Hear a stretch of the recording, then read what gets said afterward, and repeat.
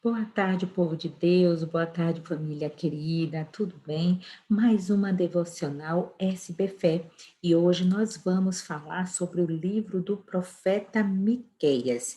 O livro do profeta Miqueias, ele vai do capítulo 1 ao capítulo 7 e baseado em todo o contexto, o tema que eu quero falar nessa tarde é: Deus capacita os escolhidos e não escolhe os capacitados. E você, né? Você vai se deixar ser capacitado para o Senhor, para a sua missão? Você já sabe qual é a sua missão? Pois é, você não se sente capacitado, então saiba.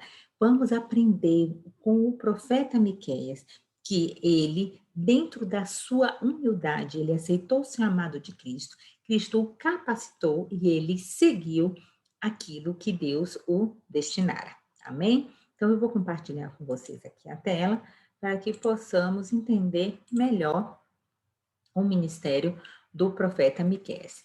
Inicialmente, vamos entender um pouco quem foi ele. Ok, vamos lá. Miqueias pode ser chamado de Mica ou Micaías, significa, seu nome significa quem é como Deus, né? Ele foi um profeta chamado por Deus para pregar para governantes e nobres.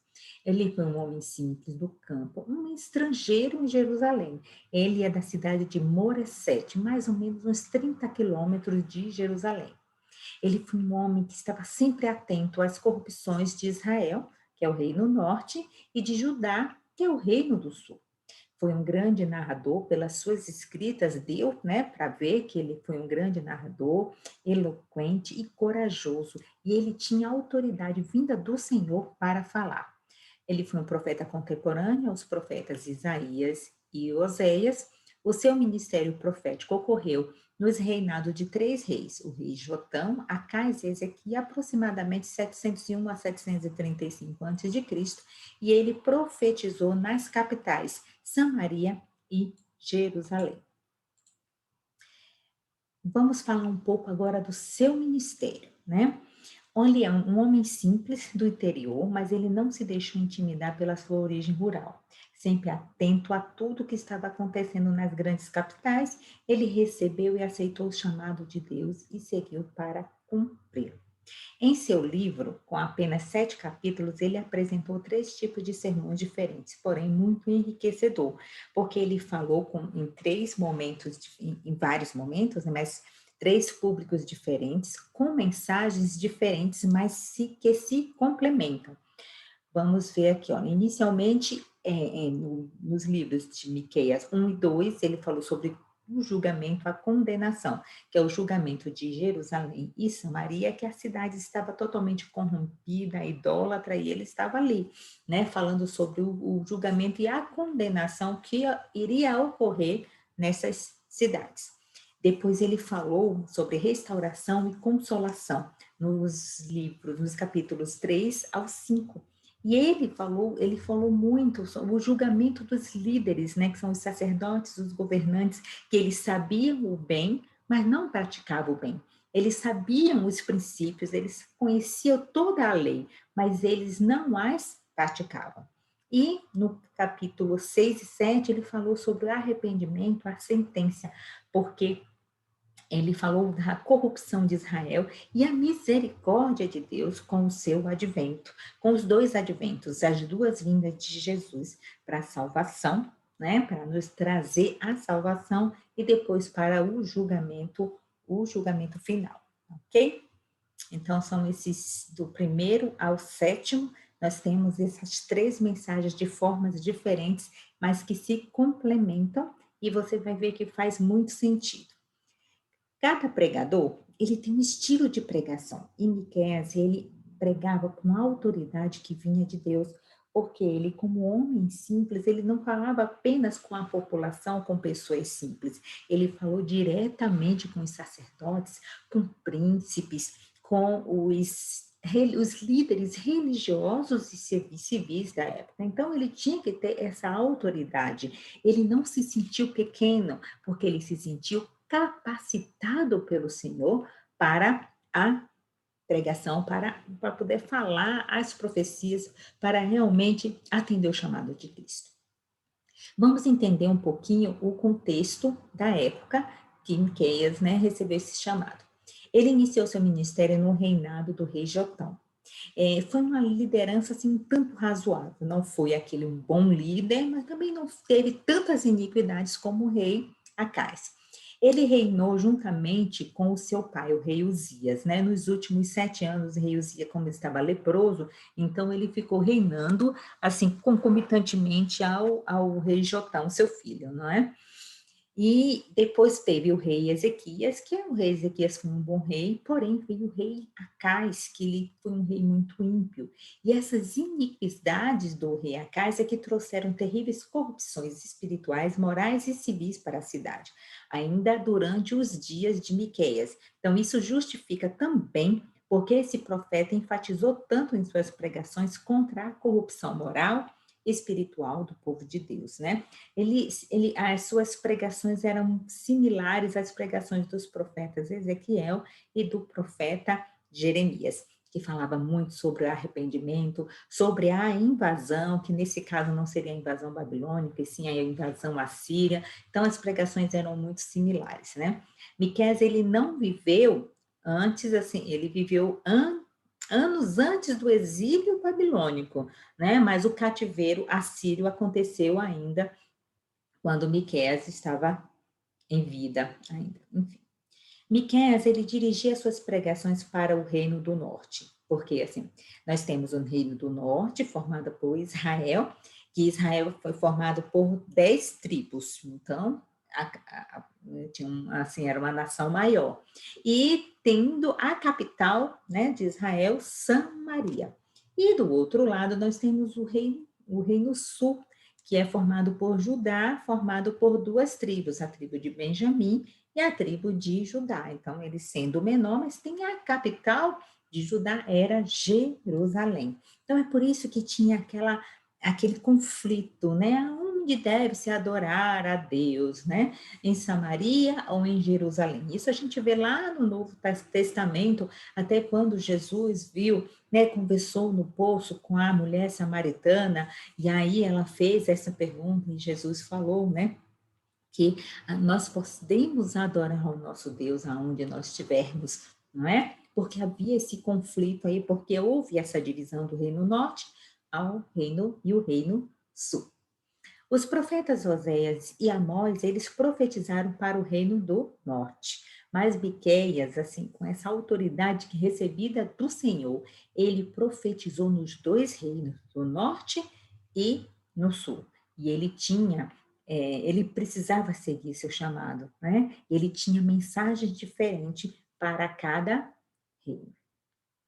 E aqui nós temos em 1 Coríntios 1:27 que fala: mas Deus escolheu as coisas loucas deste mundo para confundir as sábias, e Deus escolheu as coisas fracas deste mundo para confundir as fortes. O que quer dizer com isso?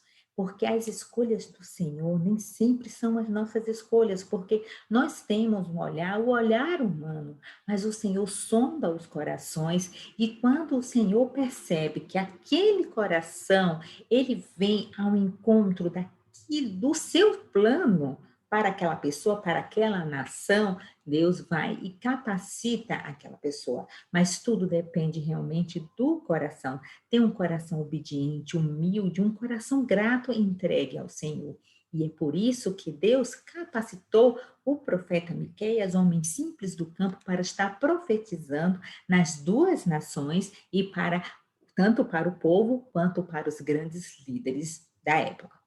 Deus não escolhe os capacitados, ele capacita os escolhidos. Suas escolhas muitas vezes não seriam as nossas escolhas, porque nós escolheríamos com o nosso olhar e os nossos critérios humanos.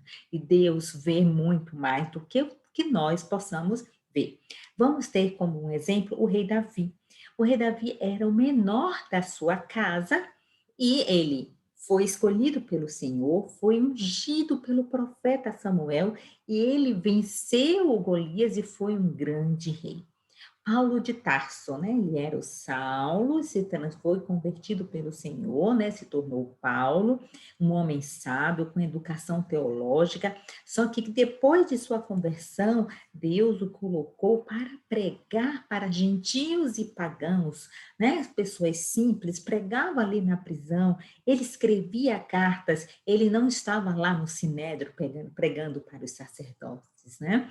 Já, em compensação, os apóstolos Pedro, André, Tiago, João, pescadores, leigos, Deus mandou ele pregar onde? Lá na sinagoga, lá no sinédrio, né? Para líderes religiosos. Então, nós não podemos olhar apenas para a nossa capacitação humana e dizer não vou, porque Deus vai lá e cuida de você e cuida dos seus escolhidos, né? E você, onde é o seu ministério? Para quem Deus te chama para falar da sua palavra? Como é tremendo observar como Deus fez e faz a sua obra. Ele chamou Miqueias, um rapaz simples do interior, para pregar nas capitais do reino do norte e do sul. Suas pregações foram divididas em 3 temas diferentes. Vamos entender um pouco melhor. O julgamento de Jerusalém e Samaria. O sermão foi dirigido para os habitantes da terra. Nesse sermão, Deus iria impor um castigo a Samaria e Jerusalém. Havia muita idolatria e cada um agia de acordo com seus interesses. A intenção de Deus era ser glorificado e que a sua criação fosse reflexo de sua imagem e semelhança para toda a sua criação. Deus vai revelar-se ao mundo através dele. No segundo sermão, teria julgamento dos líderes religiosos e civis. Segundo a visão de Miqueias, os líderes deveriam ter um governo dirigido por Deus. Sim, com certeza, até porque a liderança, para liderar todo o povo, tinha que ter princípios e critérios. E existiam esses princípios e critérios, só que eles não os seguiam. Né? Os sacerdotes tinham uma função de representar o povo e ensinar as verdades espirituais, além de serem exemplos do que pregavam, obedientes à palavra de Deus. Então, muitos pregam, mas não vivem o que pregam. E era isso, exatamente isso que estava acontecendo naquela época. Miqueias viu em ambos os reinados sacerdotes corruptos. Ele também responsabilizava os profetas pelo declínio moral da nação. Sim, porque se eles não dão exemplo, se eles não vivem o que falam, é óbvio que toda a nação iria declinar juntamente com os seus líderes. Havia muita hipocrisia. Além de terem os próprios pecados, eles ainda prejudicavam a nação com mau exemplo, uma vida de influência que representava o mal. Então é muito importante você prestar atenção. Você vai sair para pregar, para falar da palavra do Senhor. A sua vida está de acordo com aquilo que você fala. Então não seja hipócrita, né? Se você vê que você ainda não pode cumprir o que fala, então vá, ore ao Senhor para transformar o seu coração. Não, a ideia não é você não falar porque não vai cumprir. A ideia é você cumprir aquilo que Deus quer que você fale. Amém? E os líderes civis, eles são responsáveis pela aplicação da lei de Deus, que é ensinada pelos sacerdotes e pregada pelos profetas.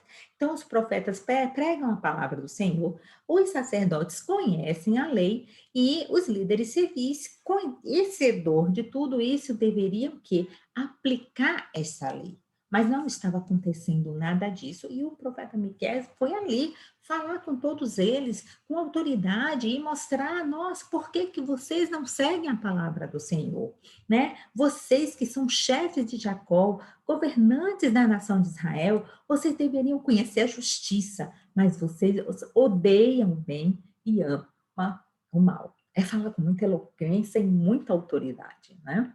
Vendo a hora até de ser preso, enfim, como o próprio profeta Jeremias foi preso, foi chicoteado, né? Quase morto. O terceiro seria a corrupção de Israel e a misericórdia de Deus. Nesse sermão, além de realçar a corrupção existente em Israel, ele fala do Messias e dos seus 2 adventos. O que são adventos? A vinda de Cristo, né? O primeiro advento foi o nascimento de Jesus Cristo em Belém. Esse profeta, né, ele anunciou o local exato do nascimento do Messias. Foi ele que falou que de Belém viria o Messias. E o segundo advento é o retorno de Jesus Cristo, onde ele voltará para julgar os vivos e os mortos. Então, ele está falando das duas vindas de Cristo.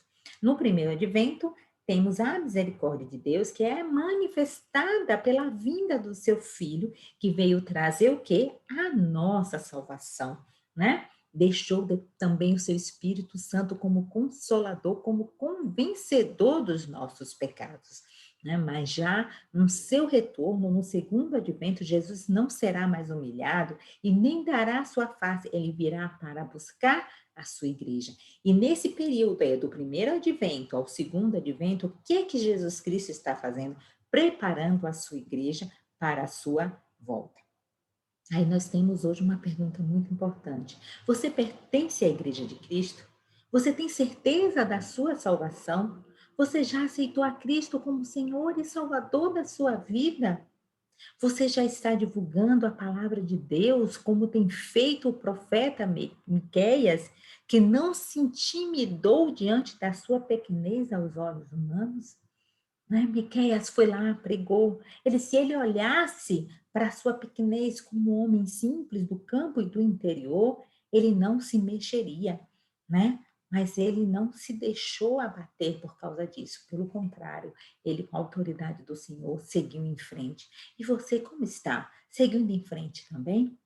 Nós, como povo de Deus, escolhido pelo Senhor, devemos deixar nossa marca. Que marca você está deixando aqui na terra? Que marca, que legado você vai estar deixando para os seus filhos, para as pessoas que te conhecem, né? Pois é, o profeta Miqueias, além de ter deixado os seus 7 livros ali escritos e todas as suas pregações, ele deixou, ele influenciou, ele deixou palavras que realmente foram citadas também no Novo Nascimento, no Novo Testamento, no livro de Jeremias e no livro de Mateus e também pelo próprio Jesus.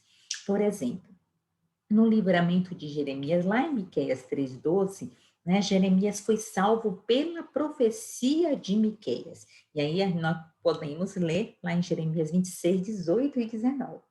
Já lá em Miqueias 5:2 tem o direcionamento dos magos. Os magos se orientaram onde Jesus nasceria. Como eu falei logo acima, Miqueias foi o profeta que disse que Jesus nasceria em Belém. Lá em Mateus 2:5 e 6 mostra que os magos seguiram para Belém, baseado na profecia do profeta Miqueias.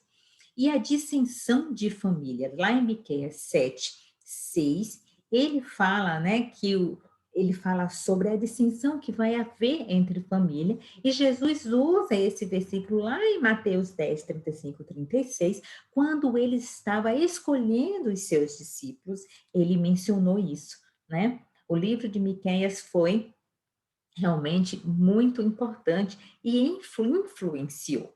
Então, nós temos aqui os 3 versículos a qual você vai poder entender melhor o que eu estou falando aqui, olha. O de Jeremias 26:18 e 19 fala que Miqueias, o morastita, profetizou nos dias de Ezequias, rei de Judá, e falou a todo o povo de Judá, dizendo: assim disse o Senhor dos Exércitos: Sião será lavrada como um campo, e Jerusalém se tornará em montões de pedras, e o monte desta casa como os altos de um bosque. Então, ou seja, Miqueias também falou sobre a destruição, da mesma forma que Jeremias também estava pregando, né? Mataram-no, porventura Ezequias, rei de Judá e todo o Judá, antes não temeu ao Senhor e não implorou a favor do Senhor, e o Senhor não se arrependeu do mal que falara contra eles, nós fazemos um grande mal contra as nossas almas. Já lá no Mateus 2:5-6, e eles responderam: em Belém da Judeia, pois assim escreveu o profeta. Mas tu, Belém, da terra de Judá, de forma alguma és a menor entre as principais cidades de Judá, pois de ti virá o líder que, como pastor, conduzirá a Israel, o meu povo. Então, Belém, também uma cidade pequena, não deve se sentir tão pequena, porque dentro da sua pequenez, ali iria nascer o grande Salvador. Amém? E, por fim, quando Jesus falou, porque eu vim pôr a dissensão, o homem contra seu pai, a filha contra sua mãe e a nora contra sua sogra. E assim os inimigos do homem serão os seus familiares. Então, o profeta Ezequiel, ele falou exatamente isso lá no capítulo 7. E Jesus usou essa passagem no momento que ele estava ali, escolhendo os seus discípulos. Amém? Então, diante da importância das palavras do profeta Miqueias, eu destaquei alguns versículos para refletirmos e contextualizarmos para a nossa vida. Afinal, nenhuma palavra deve voltar vazia. E mesmo que não consigamos entender que ele fala diretamente conosco, sua palavra tem seu propósito.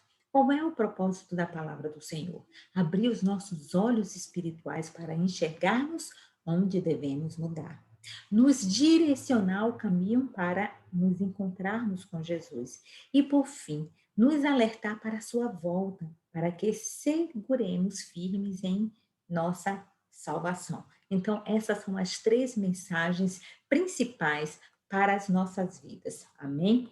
Aqui nós temos uma galeria com os versículos que eu destaquei, tá? Dos livros do profeta Miqueias. E aqui eu vou ler mais ou menos a nossa interpretação de alguns versículos. Miqueias 1, né?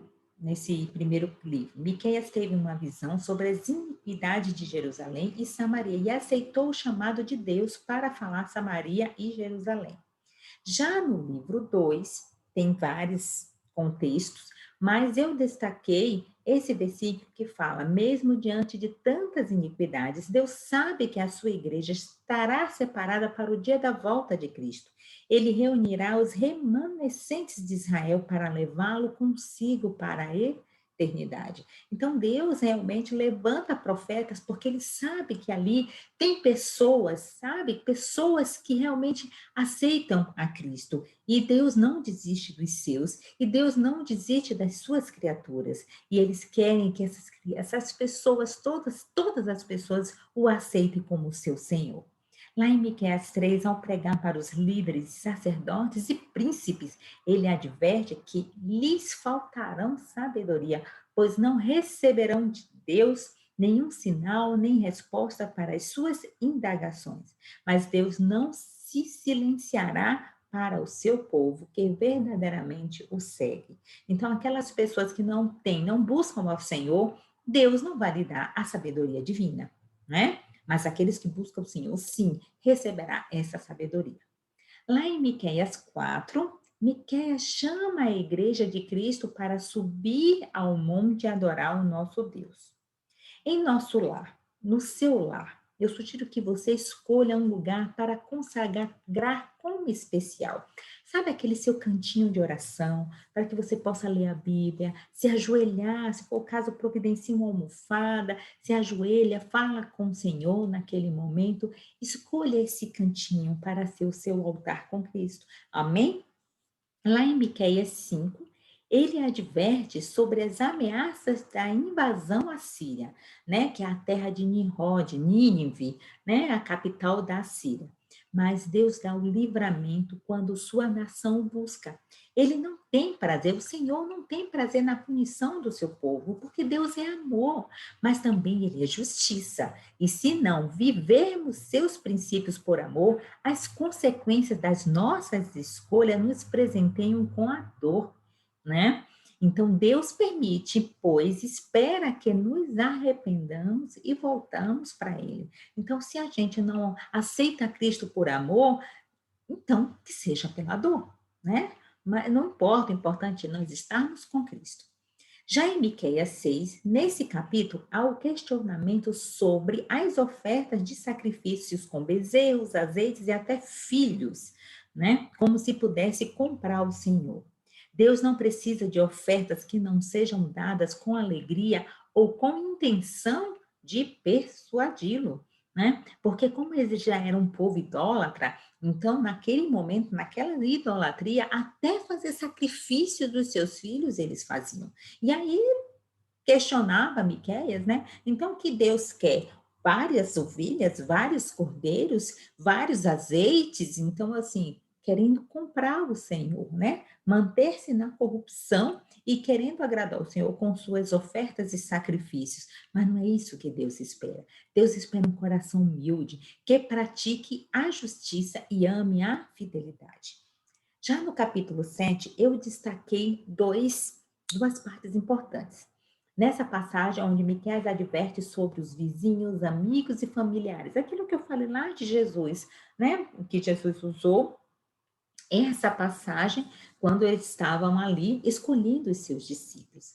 Ele refere-se ao seu relacionamento com Deus e à salvação, que é pessoal e intransferível, né? Nós podemos orar, interceder e até a vida santificada de um pode refletir na vida do outro, né? Tem um versículo que fala que a santificação da sua esposa santifica o seu esposo, né, da sua mãe, dá o livramento para os seus filhos através da intercessão, mas a salvação, ela é pessoal e intransferível. Você precisa realmente querer, né? Então, às vezes, a gente se apega tanto a vizinhos, amigos, a familiares, e se afasta do Senhor, mas quando nós temos pessoas que não querem Cristo, nós não podemos seguir o seu caminho. Nesse momento, às vezes, os vizinhos se afastam, os amigos se afastam, os nossos próprios familiares ficam contra a gente, mas o Senhor está aqui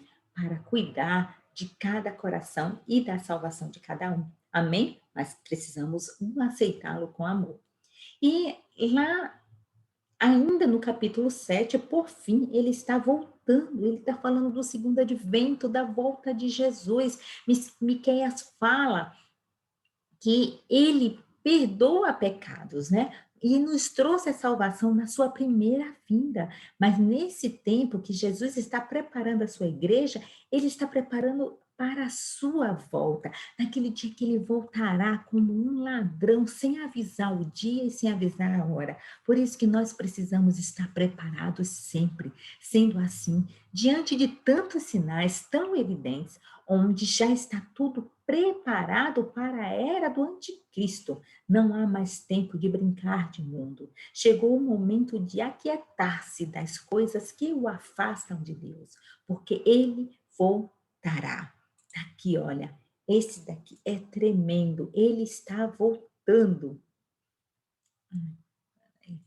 E nós precisamos realmente estar com o nosso coração preparado, a nossa vida preparada para a volta de Cristo. Amém? Acordem todos que estão dormindo, pois o dia da volta do Senhor está próximo.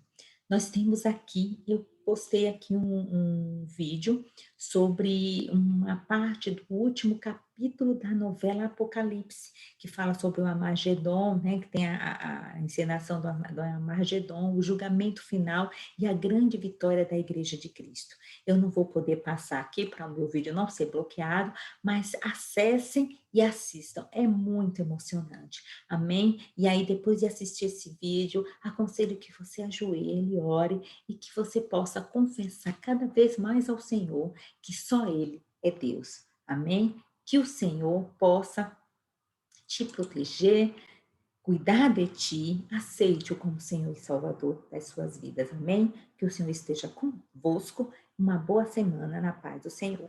Até a próxima.